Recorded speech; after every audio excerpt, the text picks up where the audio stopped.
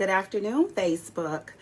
I am Tyra Watson, and I am coming to you from the Grief Corner at 7901 South Kaminsky, located in Chicago, Illinois, 60652. Our telephone number here is 773-424-3151. Again, our telephone number here is 773-424-3151. Our website is www.southwestfunerallandcremation.com. Again, our website is www.southwestfunerallandcremation.com. So I'm coming to you all today from the Grief Corner in order to talk to you all on our next grief topic. Today we're going to be talking about children and death and how to deal or explain to a child about grieving and death. It is estimated that you will have approximately 2 million children to lose or deal with the death of a parent before the age of 18. For everything that's going on in our world today, we see, especially here in Chicago, the amount of children that we're losing. We just lost a young boy in the car with his father last weekend, a 3-year-old.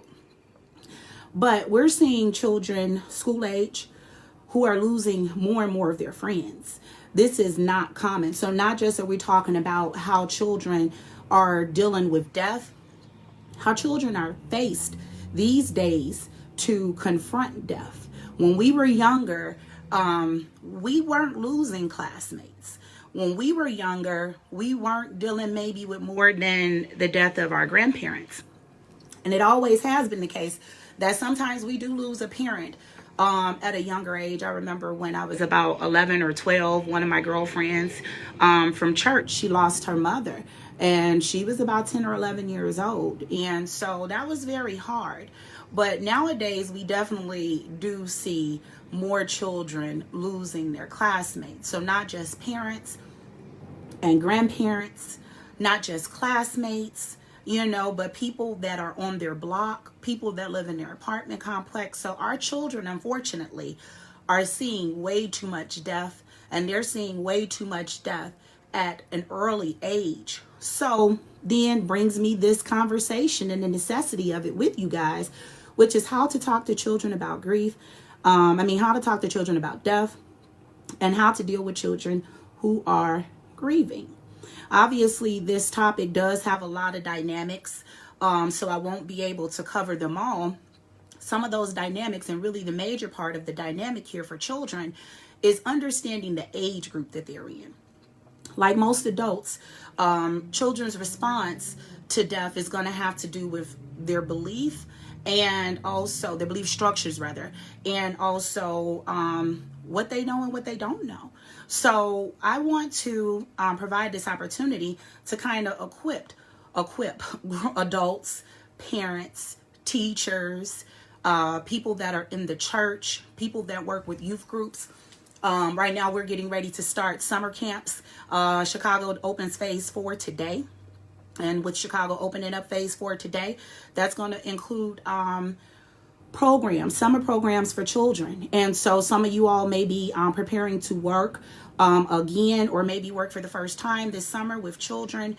And some of these children are going to be children who are coming from families, who are coming from environments where they have dealt with loss. Even during the COVID, we've lost a lot of grandparents during this COVID season. As we know, a lot of people of all ages have died, but we definitely know that we lost a lot of seniors. And so some of these people that we lost, they had grandchildren. So this is to help those who may be dealing with children, who have their own children, about grief. Okay. So as I stated, the belief structures are going to be really huge on what a child knows and what a child does not know. So 3 things to consider when you're talking or thinking about the perspective that a child may have about death. And that's going to be their age. That's going to be the manner of death of the deceased. And then also the relationship that the deceased had with that child, the impact. We know that the people that we lose that are closer to us, we suffer a huge impact our grief is more intense when we lose someone close to us. So it's the same thing for the child. If the child loses someone that's close to them, then you're going to expect a more intense grief response from them. So as I stated, I can't really get into all the dynamics because time just doesn't allow.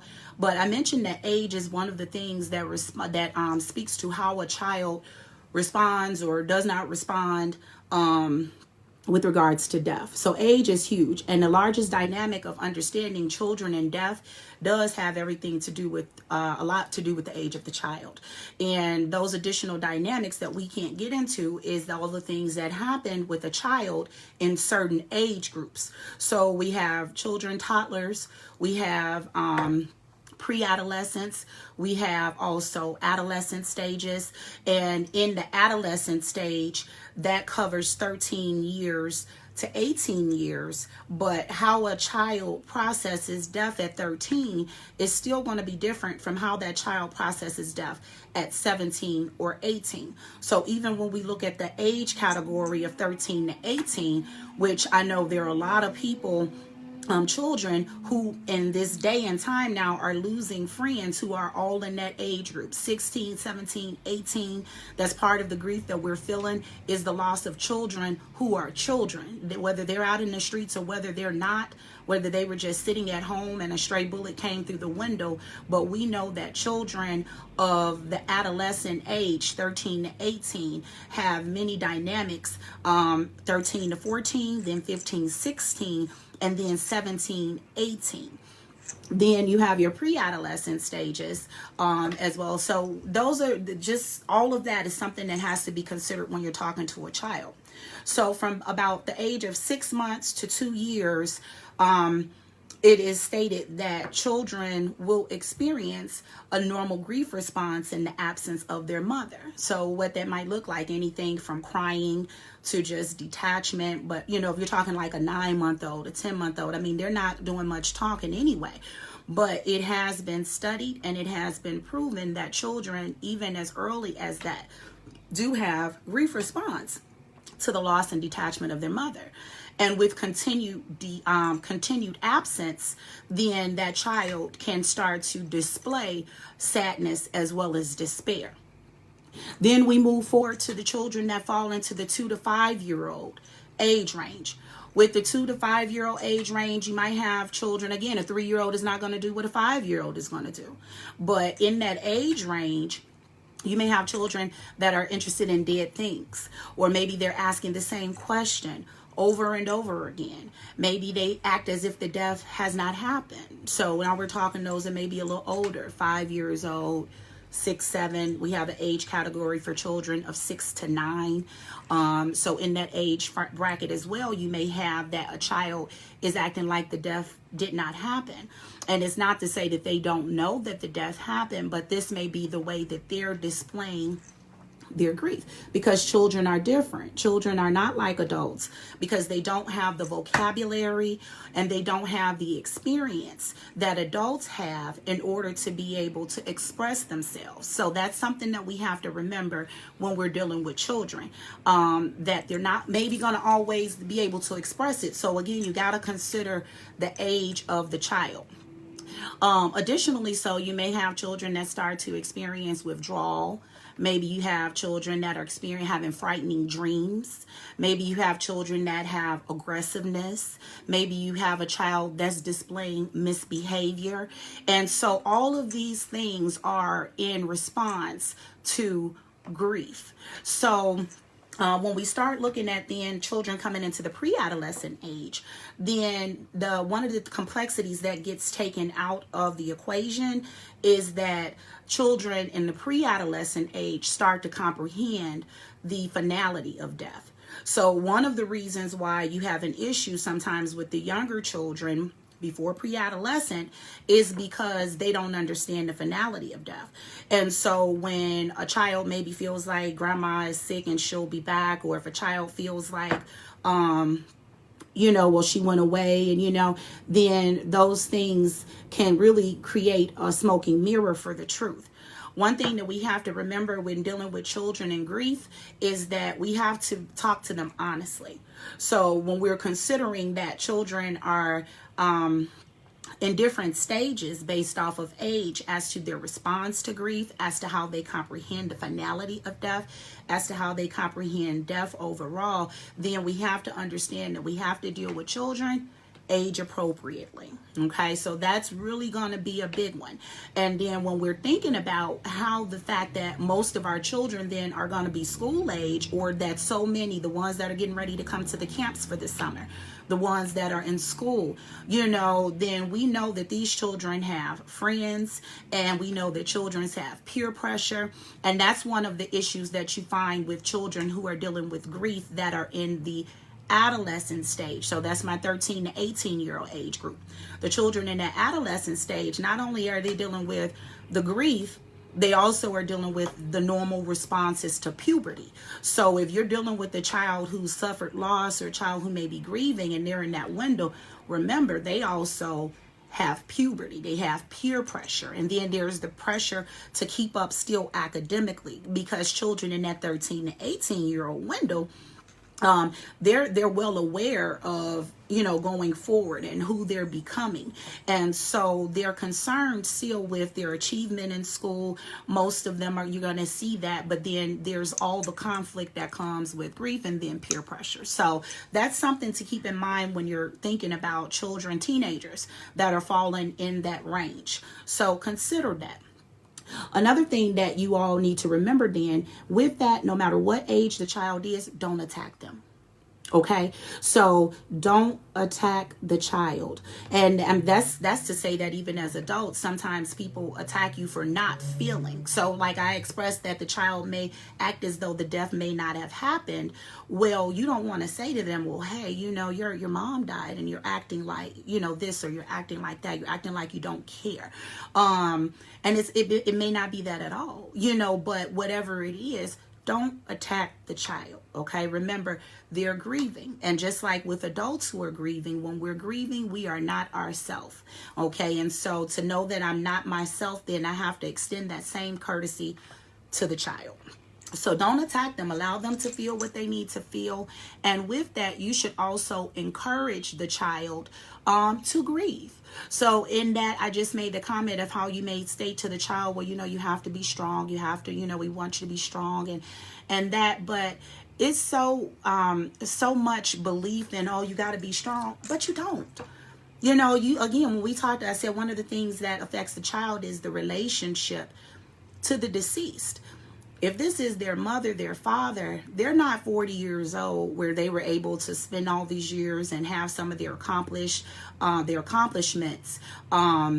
witnessed by their loved one that were there. They were able to go through many moments and make more memories. And now the parent is elder. We're talking about maybe somebody 14, 15 who just lost their 35-year-old mother, or whatever. And so many things can come that we want to make sure that we continue to provide that child an environment that's going to be nurturing and conducive to their healing, without attacking them, without forcing them to feel like they need to be strong. Because just like as adults, you don't have to be strong. This is grief. This is loss. This is a new norm. This is you coming into adjusting to life without someone that you've been attached to. So we are not going to attack our children. We're not going to force them to be strong. But then another thing, you don't want to put up smoke and mirrors about, this is a big one, children believing that sickness and death go hand in hand. Don't do that. I know that it's a really hard topic for adults, let alone for children. But don't say, and don't be scared to say, that someone died.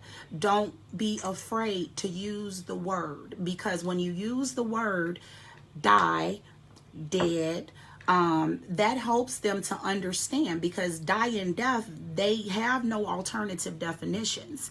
And one of the reasons sometimes that people have a hard time trying to face the reality of death is because they don't want to say it, and so you have to say it.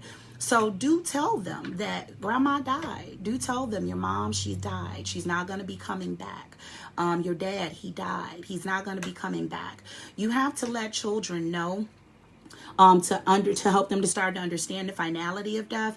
You have to let them know exactly what it is. And so don't say that grandma went to the hospital and now she's dead. She's gone, or she's not going to be coming back. And or another big one is that they're sleeping. They're not sleeping. And the reason why I'm saying that you shouldn't do these things is based off the fact that when you do that, then children will equate sickness and death to be hand in hand. So now anytime someone gets sick, they're going to start to fear or be concerned that that loved one is going to die. So that's why you can't do that. And then the flip side of that, you don't want to say, well, they went to the hospital and they're not here, because when you don't make that connection there, then also a child will believe or can believe that when someone goes to the hospital, that also they're not going to be able to live, that they're going to die. So please, when you talk to children about death, be open about the conversation. Say it for what it is. That way children can begin to understand. We tell children about Santa Claus and the Easter Bunny and all these things. And then there comes a time in life where we have to take it back, and we're trying to figure out, well, how do I tell them that there is no Santa Claus?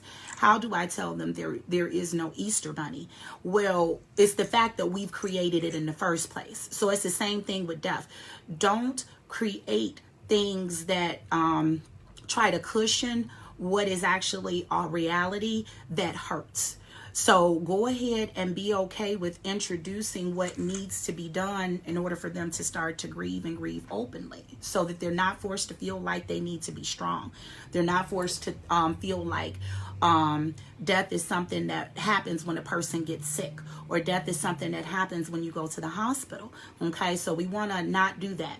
Another thing, when a child does then have a death experience, don't force them to do anything before they're ready. Just like with us as adults, you have to let children talk about death and deal with things when they're ready to. Now, the misfortune can be, because as I did mention, that children, because they're in school and you might see misbehavior, now the summer is here, so you may have a little break. But for children who are suffering with grief while the school year is going on, you might just see it all as misbehavior, acting out in school.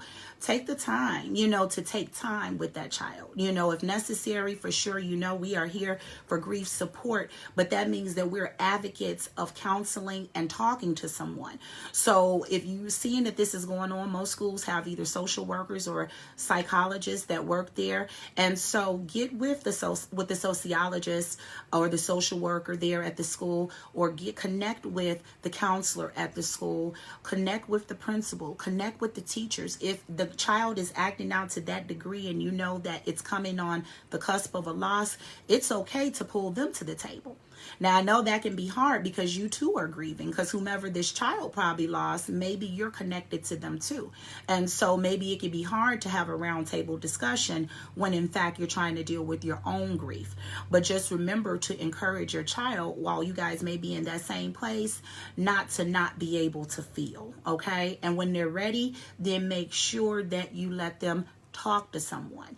And most times they're probably going to feel comfortable maybe talking to someone that is a neutral party. Okay, especially if their family and the people around them are making them feel like they need to be strong or they need to mask their feelings, and then again, by being honest with them about death, about how the death may have happened, and having that discussion, then it also allows them to be able to trust you. Because when we don't, tell the child, what it is, and now, they're talking to a neutral party and they start to get these things unveiled, then now that can create some mistrust with you. So please talk to the children openly. Another thing to know about this, because I know it's a hard conversation, is that another way that it can make it just a little bit easier to talk to children about death is to talk to them before death happens. We don't want to talk about death. You guys hear me, I wear a few different hats, and one of my hats is in pre-planning. It's in insurance. And in insurance, we're talking pre-planning, we're talking pre-need, we're talking getting families protected. You know, we're trying to deal with things on the front end. That way death is not so harsh. It's the same thing with the child. If you talk to children about death before death happens, then that will help them when death comes, for you to go back in and have that conversation now about the fact that the loved one is gone. So if you wanted to open this conversation up with your child to see what they know about death, about death and grief, then ask them what they know about death. That's just a good way to start. Do it at a time when there is no death.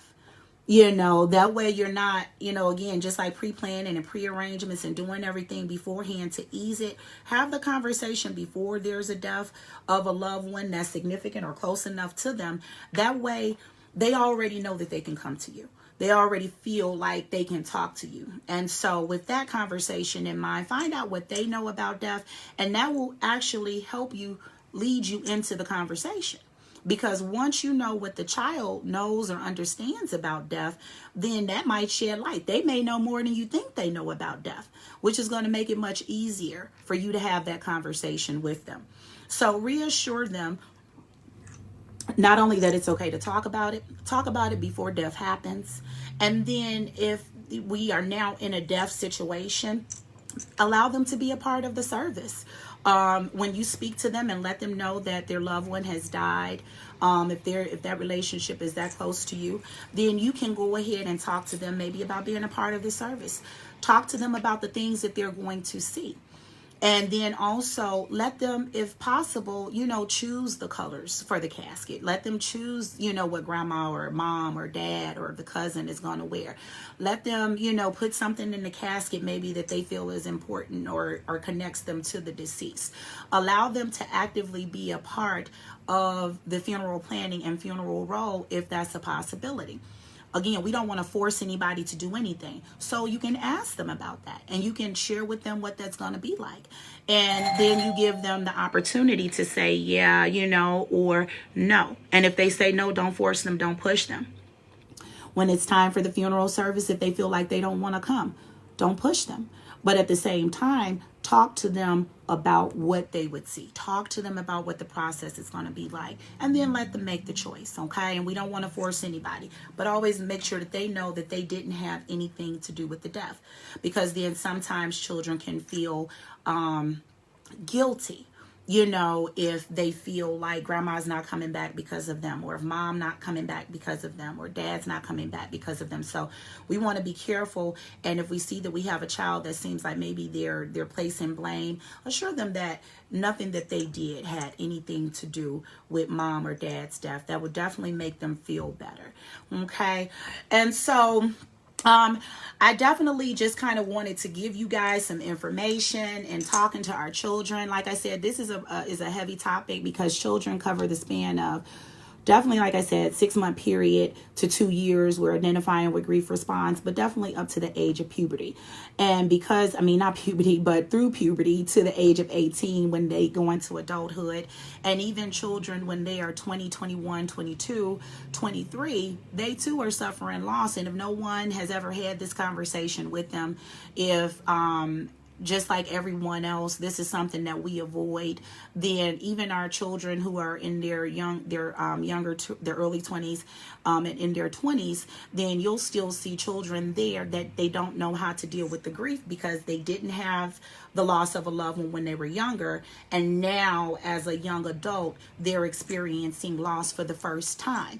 So if you equip them, just like we should talk to our children about financial planning and fiscal responsibility, we should talk to them about the importance of education and things of that nature. We as stewards, good stewards over our children, are then also responsible to talking to them about death. And then when death comes, nurturing them through their grief and allowing them to feel too what they need to feel, not pushing them to talk or do anything more than they want to. Understanding that with children also, they probably may do better in a grief group when they are ready with their peers, just because now they're around other children who have suffered loss and they can talk openly and they can talk neutrally. So that's something to keep in mind. We do have resources on our website for you all, for children, for grief counselors who specialize in children and adolescents. Please do go to our website, www.southwestfunerallandcremation.com. Again, that's www.southwestfunerallandcremation.com, where you can access the grief resources for additional persons and professionals that can help you if you have a child who is dealing with grief. And again, I encourage you to talk to your child about death before death happens, because if you do that, then when death comes, you'll understand not only what they already know, but then also where they may be at when that loss comes, and that will help you to more effectively deal with your grieving child. Again, let's continue to pray for our children. Our children are not living in the same world that we lived in coming up. And so our children need to be covered. So let's pray for our children. Let's pray for our cities all around this country, and continue to make sure that we do everything possible that we can to safeguard our children and talk to them and educate them and be transparent with them. Okay, again, check out our website for the additional grief resources for children. We also have additional resources on the website for attorneys if you need estate business handle, movers if you have that going on, if you need things moved because of death. We do have Salvation Army if it's not a matter of needing a moving company. So look at those things, but definitely we have some grief camps on there. Grief camp information for children. We have information, again, counselors. Beverly Therapist is one of the resources on there. They have an amazing team of therapists that specialize in children and adolescents who are grieving and dealing with death. And again, please, let's share this information, because we know that our children are losing their friends, they're losing their parents, and then they're losing the grandparents and other extensions of their family. And we don't want to overlook the fact that children grieve too. And we don't want to overlook how we need to nurture them and how we need to deal with children as they too are dealing with grief. If you have any questions, you know my phone number is 773-424-3151. I am Tyra Watson. I am the aftercare director here, as well as the funeral director intern. God bless you guys. God keep you. Again, I'm here if you need me as an available resource. Continue to be well and move safely. We'll see you next week. God bless you.